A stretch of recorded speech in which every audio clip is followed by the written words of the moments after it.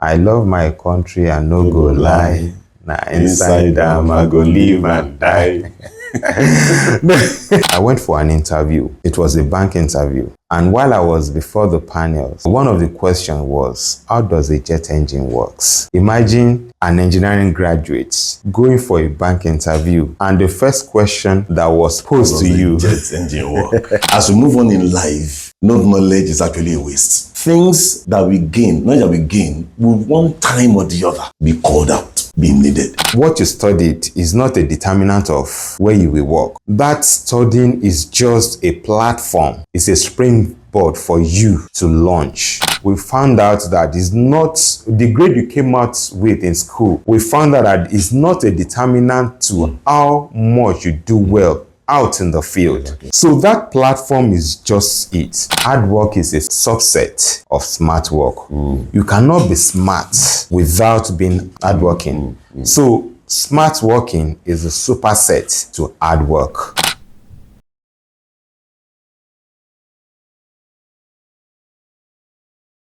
Good morning, our dear esteemed viewers. Good afternoon or good evening, depending on where you are watching us from. You are welcome once again to another session, Beyond the Classroom, with Professor Adeleke.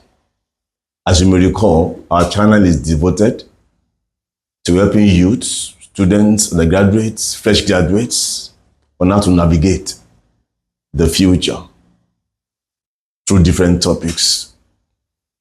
Today, we have another wonderful guest,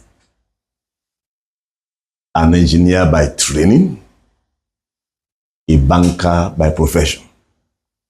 He's here to provide some solution to some questions that we raise to help us as youths, as students, as prospective graduates who are looking ahead into the labor market on how to navigate the future, whether in this country or elsewhere.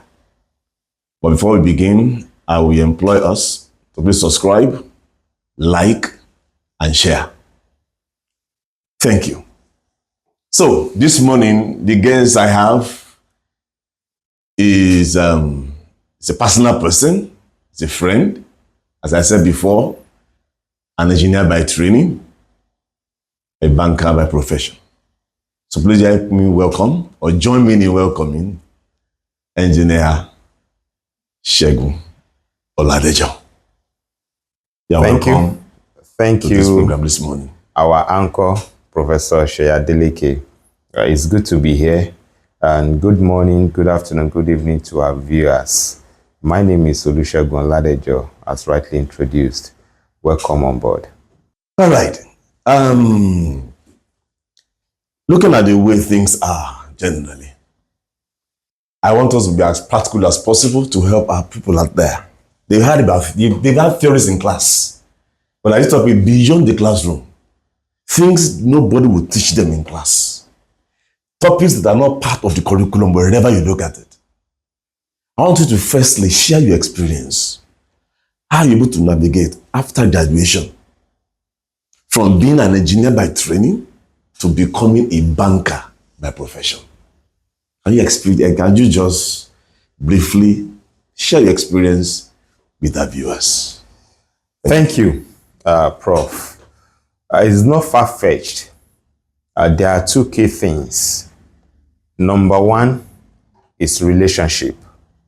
Number two is providence. And I will split it.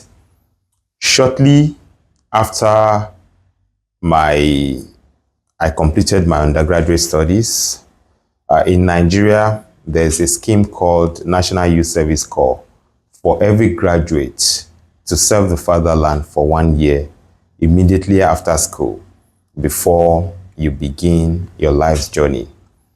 And in those years, I was serving in one of the northern states, Jigawa State precisely. This was over 2 decades ago. And in one of the trips, I was traveling by road that time, and I sat beside an Air Force man. Being a military officer and everything, I was in my Ajuaya khaki, that as we used to call the uniform for corps members that time. So I was there beside him, and we started talking and everything, which course did you study and everything. I told him I graduated from the Department of Mechanical Engineering. Incidentally, the school I finished from was where he also finished from. He said he studied statistics, but now he's in the military and Air Force man. So we got talking, and he started explaining to me, expanding how a jet works. Now, prior to this time, while as an undergraduate, we were being taught, I can't remember now whether in thermodynamics or fluid mechanics, we were being taught jet engine, the theoretical aspect of a jet engine, the schematic drawings and everything, how it works. But here beside me is someone who actually flies a jet engine. So he was able to explain things to me. I wasn't taking notes, but everything he said sank within me. Years after, I went for an interview. It was a bank interview. And while I was before the panels, the question they asked me, well, one of the questions was, how does a jet engine works?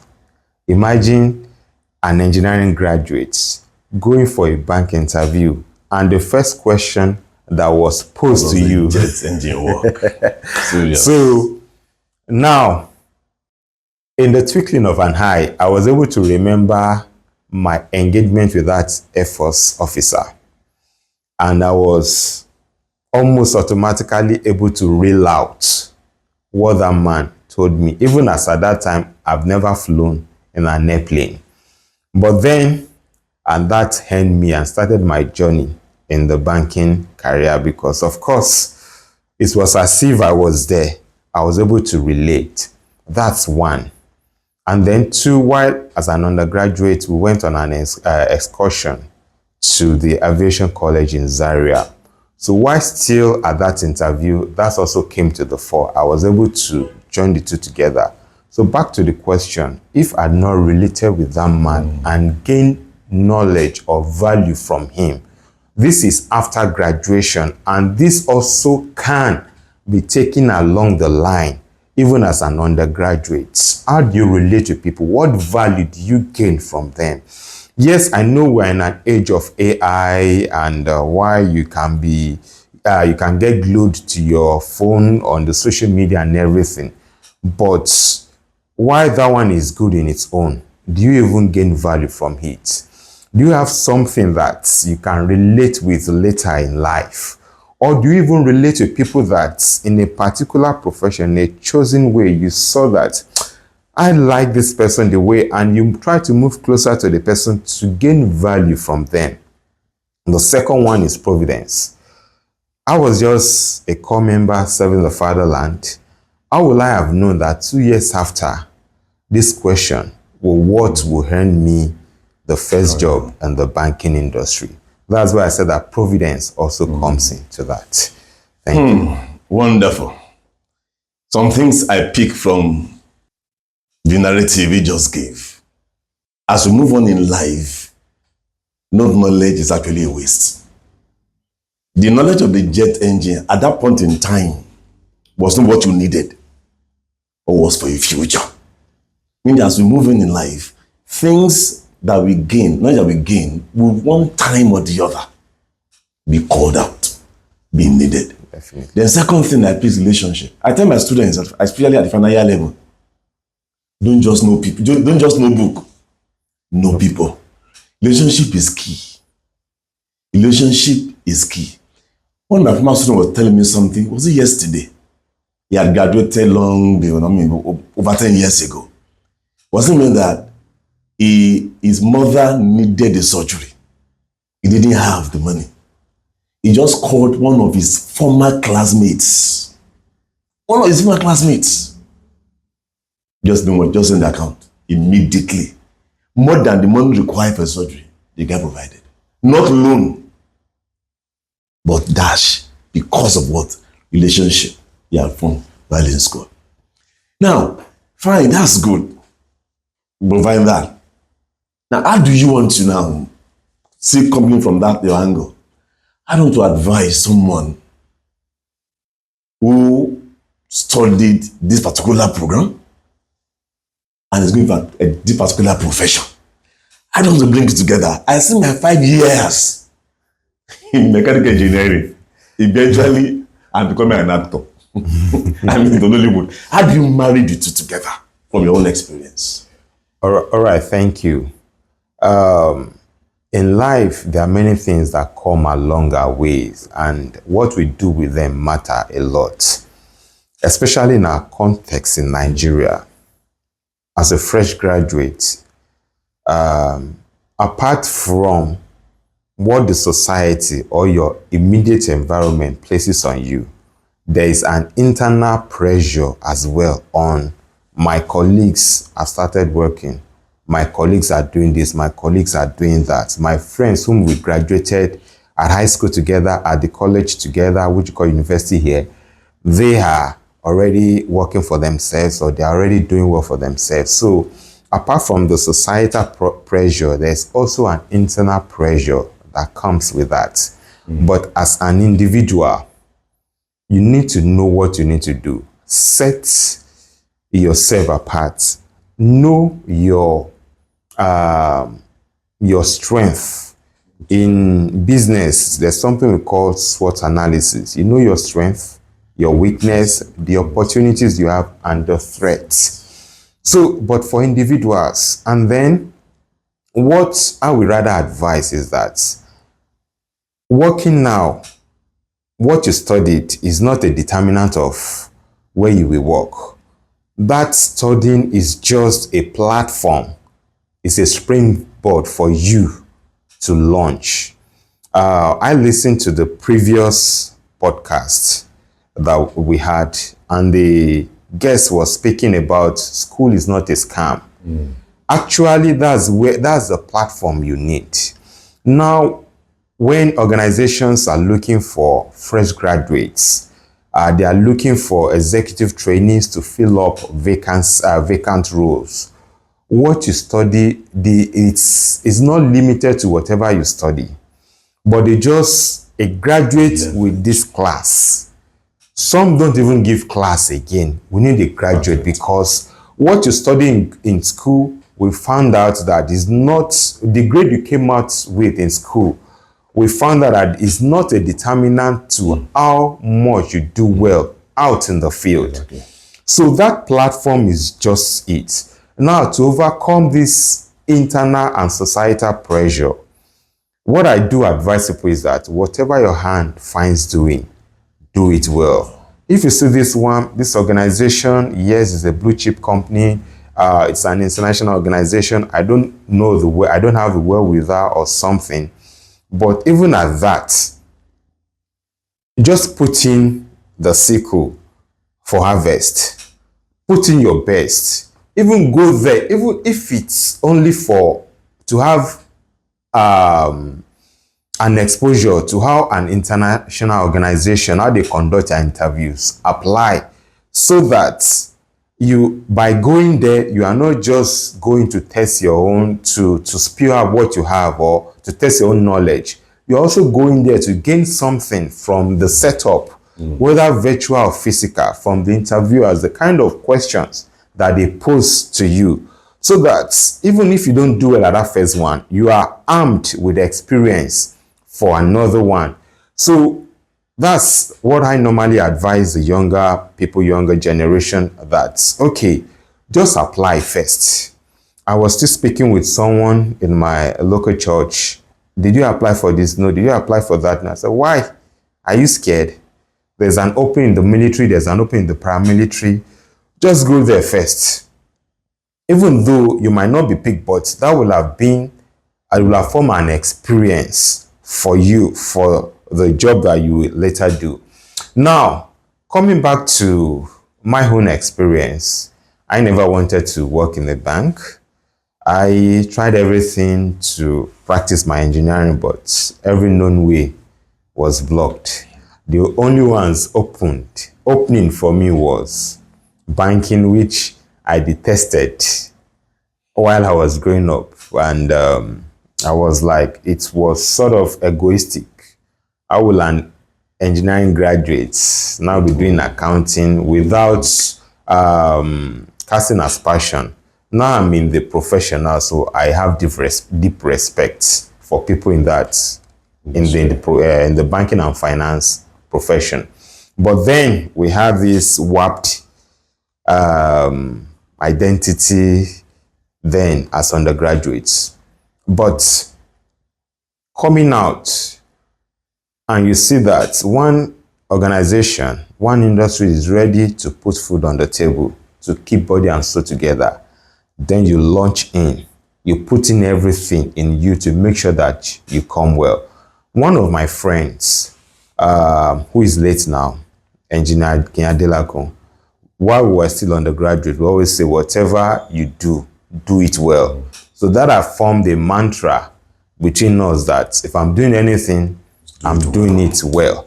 So going for the bank interview, this same interview, there are a lot of lessons to learn.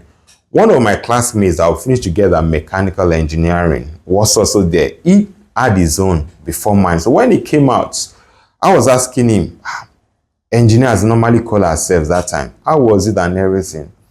He was saying that, oh boy, they were asking me Boy's law. I was boys, I had to quickly remember my elementary chemistry. P1 V1 equals to P2 V2. And Charles law is P1 over T1 equals to P2 over T2. And it's trying to Avogadro's law and Avogadro's law. I used to memorize Hooke's law and everything.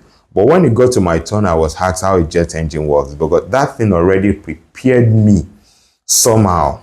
I had already been primed for any engineering question. So I think that really helped me. And leaving that interview session, I knew that I did well, because you are speaking with people, they are nodding their heads. You could see from their facial expressions, they were fascinated with the feedback you were giving. So I knew that except God doesn't want me to work here, that's where it won't work out. So, but it's not that I chose it. And it's not that I started liking the profession when I started. That one I started as, this one is just to keep body and soul together. I was still planning my exit to my first love, which is engineering. And that did not even start until I switched job. And I met someone who really challenged me. And that's catapulted, let me say, and brought back the urgency in me to go back to my engineering, my first love in engineering, while still practicing as a banker. That means your engineering training on the long run is not a waste. Despite the fact that in a different industry. In fact, when we went for the test in the banking industry, most of us who did well were engineering and science-based graduates. Those of us who passed the test, when we did the test is in 4 categories: the quantitative aptitude, mathematics, verbal aptitude, and English language comprehension. So most of us science and engineering based graduates, because later when I started and we're doing the induction, they told us what happened. And of course, when we're doing the induction, when I started my banking career, 70% of us were from the engineering and science background. So that means that no knowledge is waste. And that actually gives an advantage, sort of, even though in the banking profession, which I find myself now, it's been a discussion here and there that why is it that the people who studied banking and finance, they don't have chances as those who did sciences or engineering background, because engineering, as normally say in the NUESA, Nigerian University Engineering Students Association, that engineering for creative mind. So it gives you edge, sort of, to quickly think on your feet. Critical thinking. Critical thinking, thank you. I just remember something like a skit I watched, like a banking and finance graduate selling power bank in the front of the bank. Oh, that's by the way. Now, still on that a little bit. I think it was yesterday or the day before. a colleague of mine showed me a text message from a parent, from a mother. The exam officer of that department showed me a message from the mother of a student. The student had been on the program. In fact, they had done an extra year in the department. The message I read, it was telling the mother to please, what can I say, agree with his own decision that he had decided not to go to school again after 6 years or being in electrical engineering, that he has found his love. He was going to, that wanted to be famous, was going for music. Mother should please accept me. I'm not interested in going to school again. And the student also, you know, he had lost interest in school. The mother is so devastated. After spending such amount from 100 level, it's now after the 6th year, you are thinking you have found your purpose. Now, I was kind of, my colleagues, well, the way you advise this person, the woman, they have to apply wisdom. This guy has concluded in his mind, no more schooling. Completely. The parents are not willing to follow his own music career, sort of. I think they have to have a midway in this matter. Let them encourage this guy to finish. I mean, let them just encourage him that your music career, we are behind it. We will support you. Just finish this. Just to buttress the point that school actually is not a scam. We have always said on this podcast, almost every session we mention it, school no be scam. No matter what you take out, going through it is a leverage. That's good. I hope we are picking some things. And it liberates. Definitely liberates. Education liberates. It liberates you. You know, there's a level you are once you are educated. Fine. Please, I once again, please subscribe, like, and share as we continue. Now, I want to ask for the place of character development in pursuit of a career. Is it necessary? So I heard there used to be a saying like this: anything can take you to the top. Brilliance, crooked means, bribery, smartness can take you to the top. But attitude, character, puts you there, fixes you at that top. Can you buttress, based on your experience, what place does character have in the pursuit of career? All right, thank you. To start with, it all still starts from the school. Why being a student? Because the certificates you will be issued will say that having satisfied in learning and character. So for you to finish, there is a certain level of character that is needed to be imbibed. But the character needed to graduate is one. The one to start working is another. And just like you said earlier, as you progress in life, so also the character must be refined.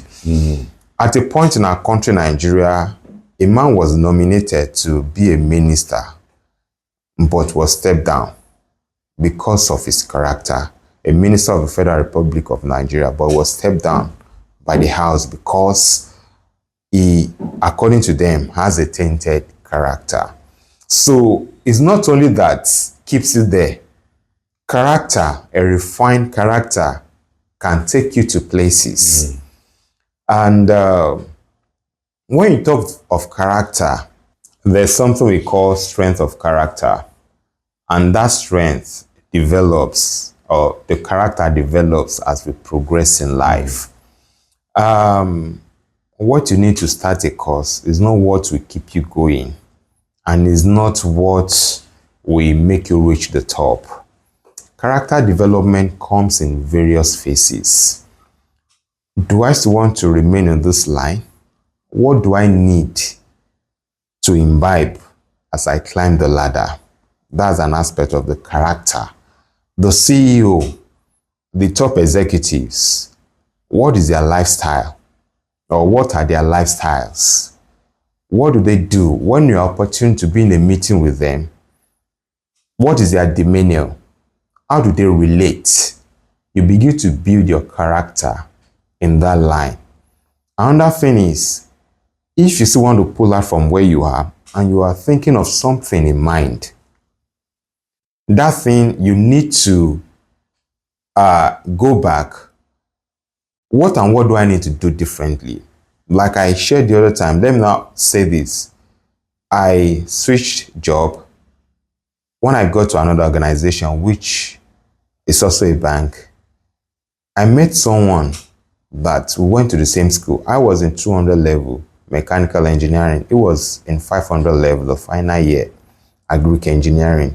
We both joined that organization the same day. Of course, we remembered each other because we were attending the same fellowship on campus. And as at this time, this brother was a registered engineer, had a Korean registered engineer. He already had his PhD in agric engineering, and yet he's coming in as a regional manager for business banking in the bank. That was what I needed as a catalyst to start walking back to my engineering career, and that was what made me to go back to the first love. I also became Korean certified registered engineer, did my NSC and other branches of engineering, which I'm still carrying up to this moment. And it became a challenge. It became a challenge to me that you can be in the two worlds and still be excellent and still perform excellently. Of course, this brother had already moved on, but before then, yeah, he also wrote a book, which is based on leadership and character as well. So I discovered that you can be in several worlds and still do well in those worlds. And like I said earlier, that whatever is worth doing is worth doing well. Now, to the issue of some people that say, my parents forced me to do this, so you started on a course, and getting to the final year or something, you have seen another interest than anything. What I would like to advise, especially to our youth, is that which you have started, complete it. Finish it. While the other one, you hold it, you have it as your vision. It's in front of you, but this one that is currently here, I must complete it. So for anybody that wants to say, okay, this engineering is not for me, I want to be a musician, or I want to be a compare, hosting people, or I want to do this, I want to do that. That which you have started, complete it first, and let that be a leverage. It will be a leveraging force for you, and it will even be a decider or a determinant for you later in life. But this person is coming, this person is coming, this one has a master's degree, this one doesn't have anything. This one has a PhD, but even though this is what he's doing, at least this person has acquired some kind of knowledge, irrespective. Naturally, people will tend towards, the bias will tend towards someone that has accumulated some certain certifications. Not that certification is anything or knowledge is everything. Of course, knowledge is everything in life. Certification only add color, add flavor to the sauce. Thank you. So deep. So if you have the opportunity to get certified, please go ahead. It adds color, it adds value to what you already know. As he was talking, I want to say definitely there's some things we have to do personally ourselves that nobody, no teacher, no lecturer actually teach us. The issue of character, as you move on in life, no matter how much your teacher or lecturer must have guided you along the path, there will be a time you need to decide, this is the path I'm choosing. By the time you graduate, you become on your own. You are on your own. Everything you need to know, how to build my life, my attitude, my character, stems exclusively from you, and you need it to grow.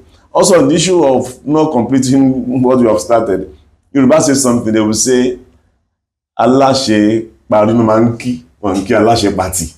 I think it's in order to complete what you actually started. Now, still on something similar to that too. Is there any value in mentorship? In your career as a professional, have you ever been a mentee? And currently, do you see yourself as a mentor currently? All right. When I started my journey, the organization I started with, have this program, mentor-mentee program, that for some people coming in, those from middle management upwards, to guide them, to steady them, to encourage along the way. I'm still in close with that, my first mentor. I'm still in close relationship with her anyway. She has left the banking, she's retired and all, but we still communicate once in a while. And that's the issue of relationship. Apart from that, I still picked up some people along the way. It's C.D. Jakes that said in one of his sermons that things we learned along the way. There are some things you pick along the way as you go on in life that will define you, that will later become a determining factor as a springboard to your next level. Don't despise anybody for who they are. In my experience in banking, if you want to get information about anything, I discover that those secretaries, those officers, those security guys, those low-level cleaners, the clerks, you can get more value from them from meeting some of the top guns in those organizations. Those ones will speak at the high level and they wrap it up. But these ones will give context and we give a deep dive into why this is so. In my journey as a banker, I was saddled with keeping the branch. Let me put it that way. I was still at the branch that time. And the internal auditors came. So one of them said that he's going to come on a Saturday and after church on the Sunday. So I was forced to come to the office so that he will be able to do his job.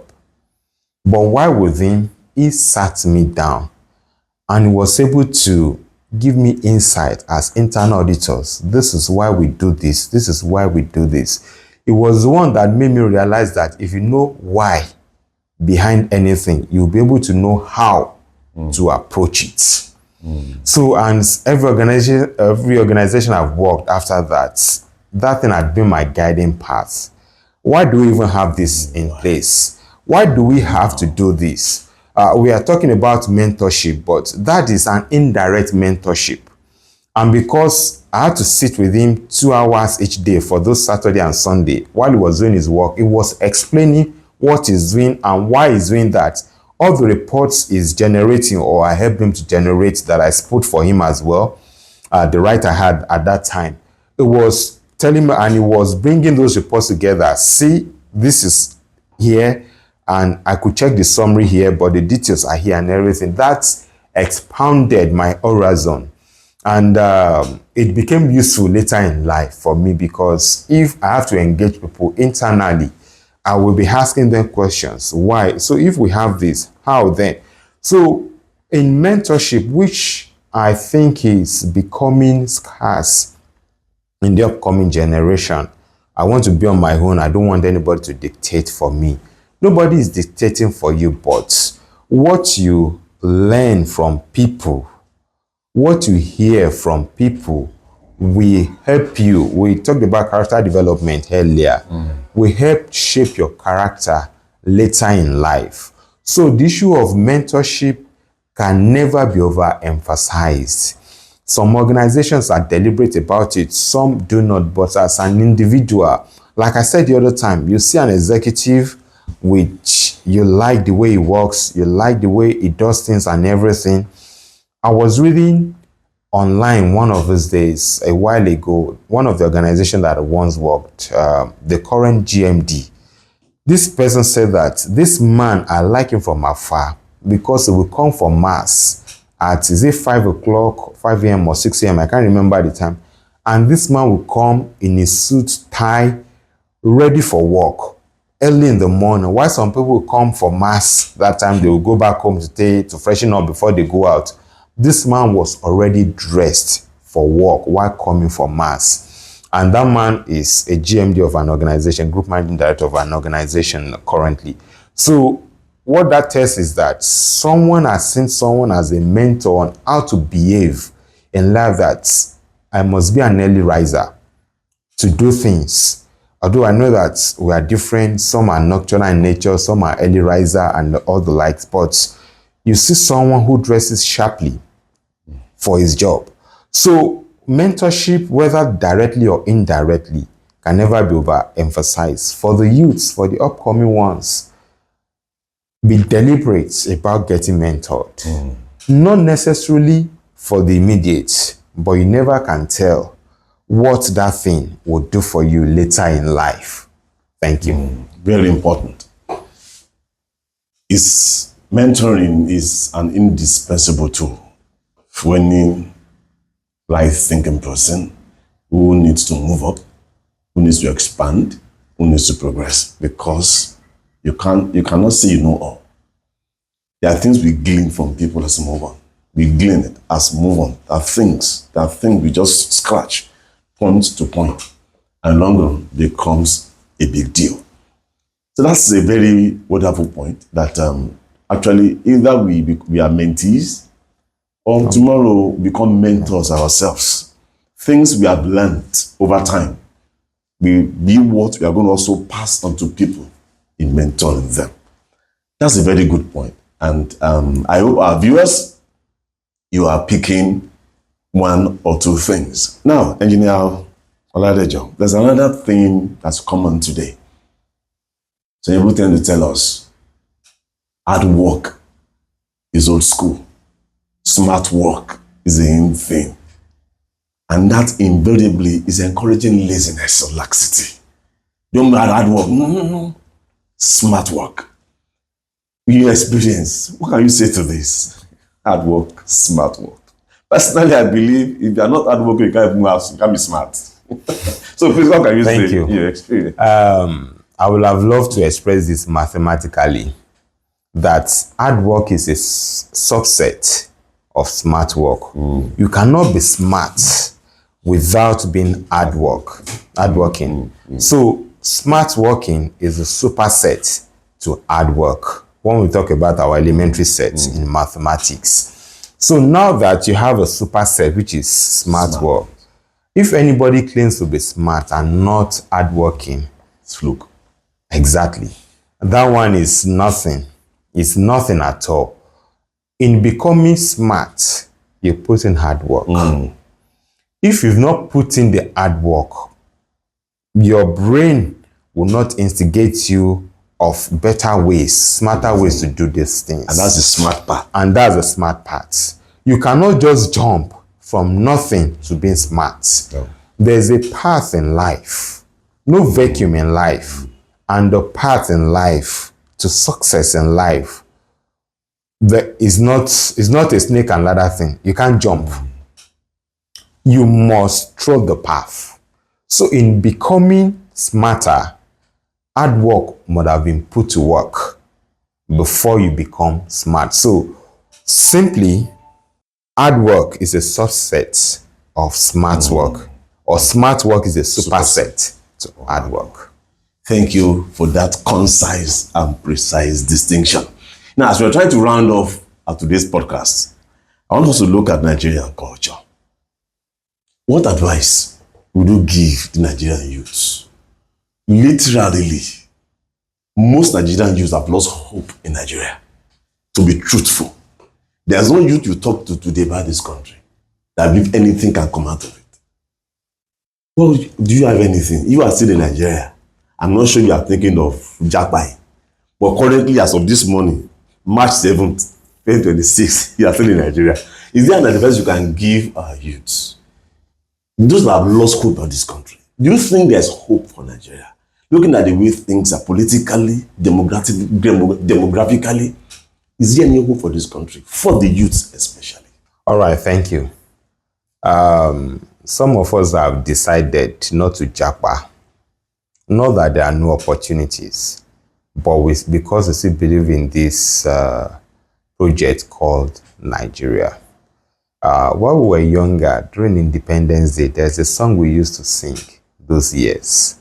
I love my country and no go lie. Now inside them I go live and die. You can't repeat that. You can't repeat that song now. You can't repeat it now. But oh my God. The thing is this: while I'm not against Japa I think Japa is now in, is it Oxford Dictionary? So I think we can speak that. Why I'm not against that, know what you are doing. I have friends who actually went out for their masters and they came back to the country, they are doing well. And what do you say? No, I'm not going, I'm not to stay. And of course, you too, you've been able to go out a couple of times. You came back. My own younger brother, who is also a lecturer, and gone outside the country many times, he came back. Not that there are no opportunities out there, but what is your life's aspiration? And what do you want to achieve as an individual? Drives. Don't follow the bandwagon that says that yes, there are opportunities out there, but I tell you there are more opportunities in Nigeria if only you look deeper. Yes, insecurity here and there, but even out there, I'm not saying that one is not more than the other, but if you know your onions, you set your target for your own life, work towards it. It's not everybody that we go out or we have the opportunity to move outside the country. Some stay back or some had to come back because they see value and they're adding values. Yes, there are different tales, the good, the bad, the ugly. There will always be. But you are as unique and your path in life is that unique. If you move outside the country, what are you going to do there?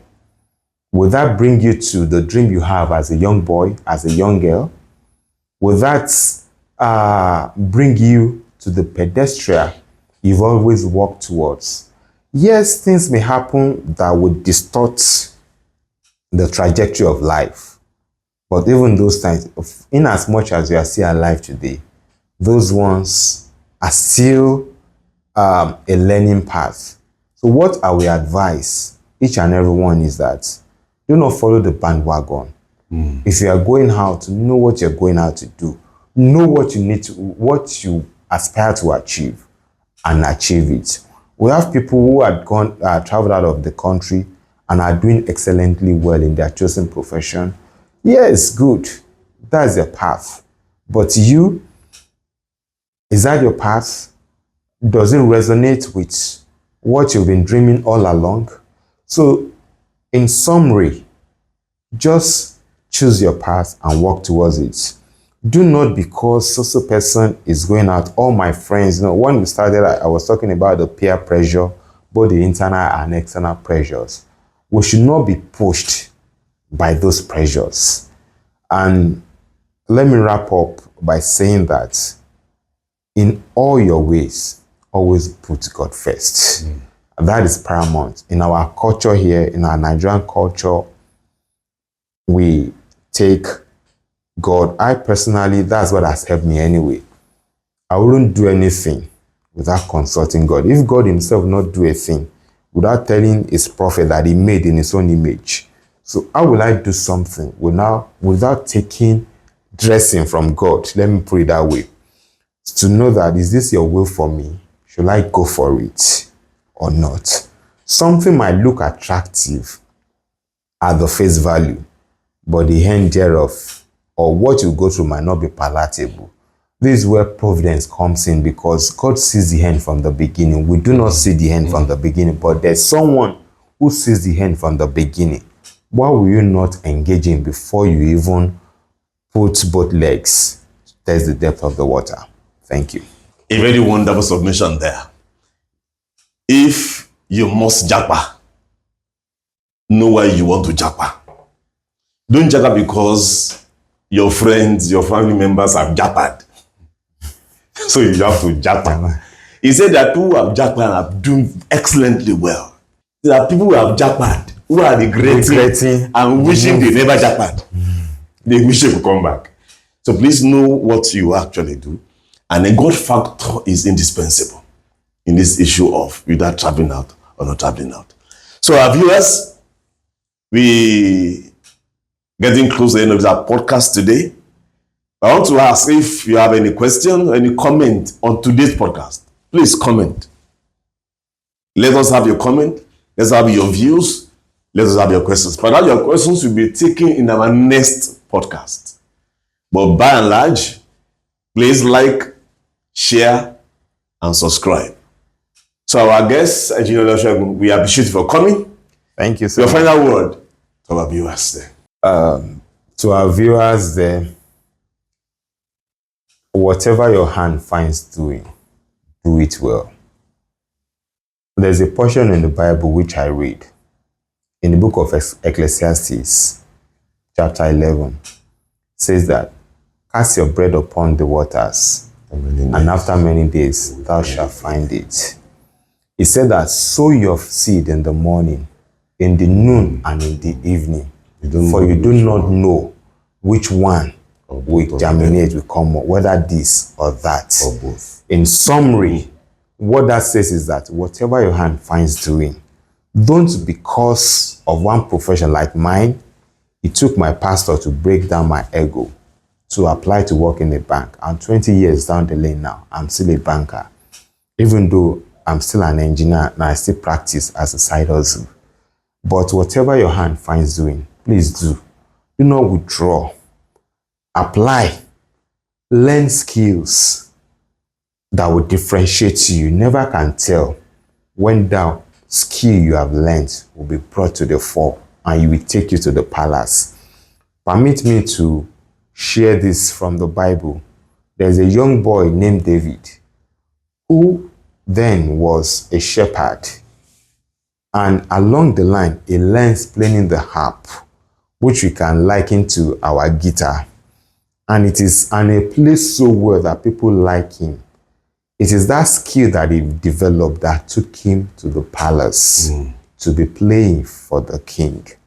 You never know, do not despise the day of little beginning. If it's plaiting of hair, if it's barbing, you never can tell years later, that might bring you to the palace. Thank you.